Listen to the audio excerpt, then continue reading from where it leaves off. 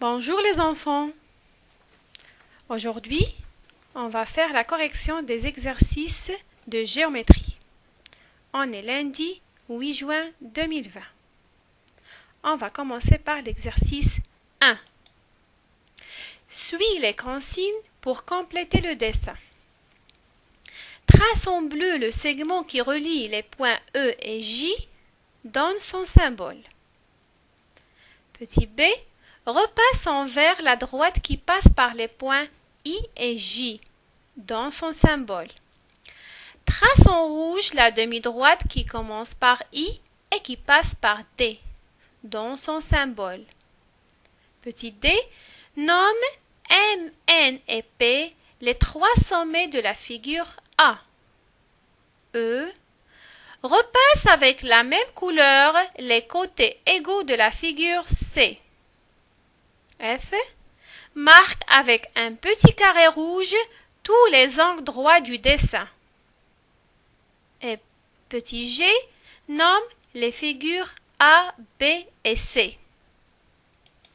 Voici le dessin. Le dessin, c'est un rectangle et à l'intérieur, il y a trois figures. A, c'est quelle figure A? Très bien, c'est un triangle rectangle. B, c'est un carré. Bravo. Et C, c'est un rectangle. Très bien. Donc, on a les points E, I, D, F et J.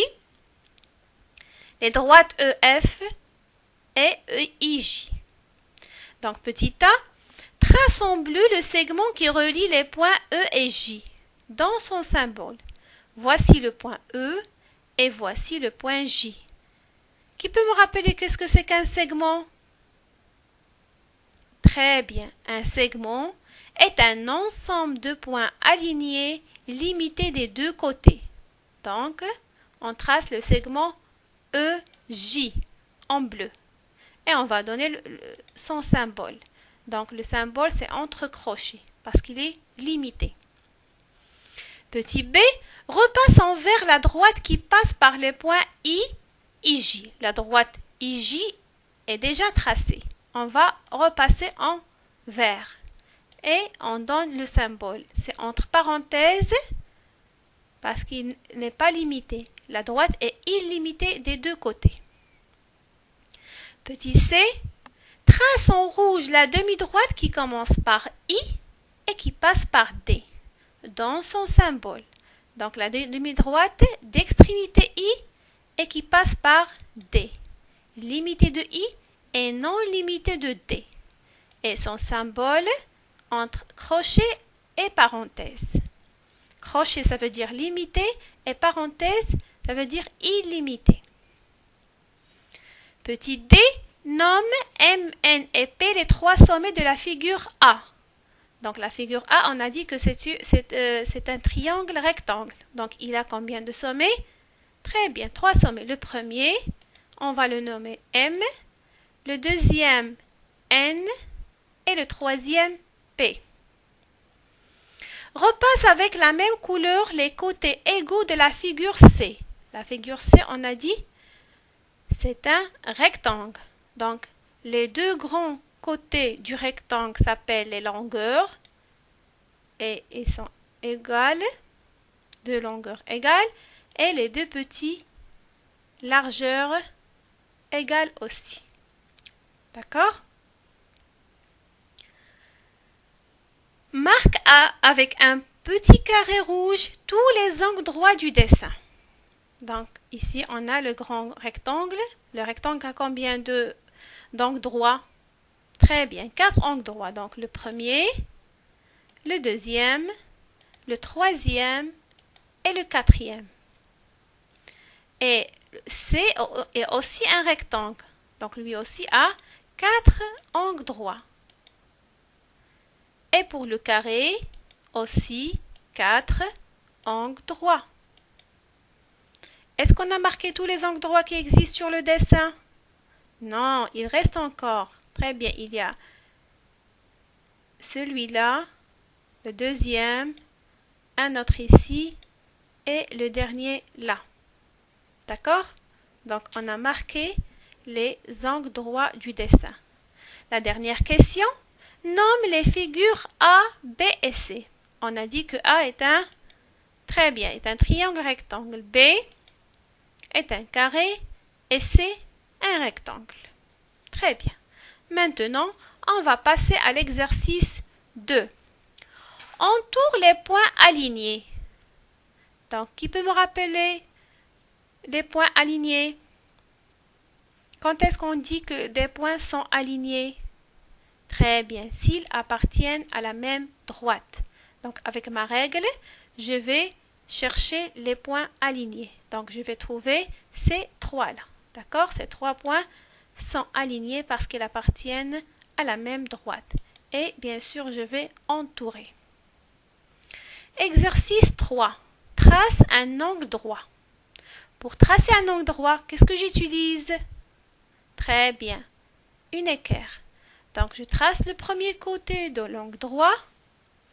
Et avec mon équerre et en utilisant l'angle droit de l'équerre, je trace le deuxième côté de l'angle droit.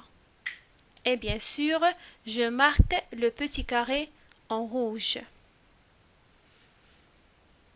On passe à l'exercice 4. Trace un disque de centre haut et de rayon 3 cm. Donc, pour tracer un disque, on a besoin de quoi? Très bien. On a besoin d'un compas et d'une règle.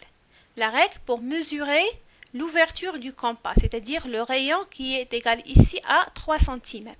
Donc, j'ouvre mon compas, je mets la pointe, l'aiguille sur le 0 et la mine ou bien le crayon sur le 3 pour avoir 3 cm de rayon. Donc, je place d'abord le point O, qui est le centre du disque. Je place la pointe du compas sur O, j'appuie un tout petit peu et je fais tourner mon crayon pour tracer le disque. Et bien sûr, je le colorie parce que un disque est plein de l'intérieur, pas comme le cercle. D'accord? Et bien sûr, avec la règle, je vais tracer le segment qui représente le rayon et je marque les 3 cm. Maintenant, on passe à l'exercice 5, le dernier exercice. Trace à droite un carré de 5 carreaux de côté et à gauche un rectangle de 7 carreaux de longueur et de 4 carreaux de largeur. Donc, à droite, le carré a 4 côtés égaux. Donc, chaque côté va mesurer 5 carreaux. Donc, le premier côté, le deuxième, le troisième et le quatrième. Et bien sûr, je n'oublie pas de marquer les angles droits. Chaque carré a 4 angles droits. Et à gauche, je vais tracer un rectangle de 7 carreaux de longueur. Donc, la première longueur, après le petit côté qui représente la largeur de 4 carreaux, la deuxième longueur et la deuxième largeur. Et bien sûr, je marque les 4 angles droits. C'est tout pour aujourd'hui. Bravo les enfants. Au revoir et bon courage.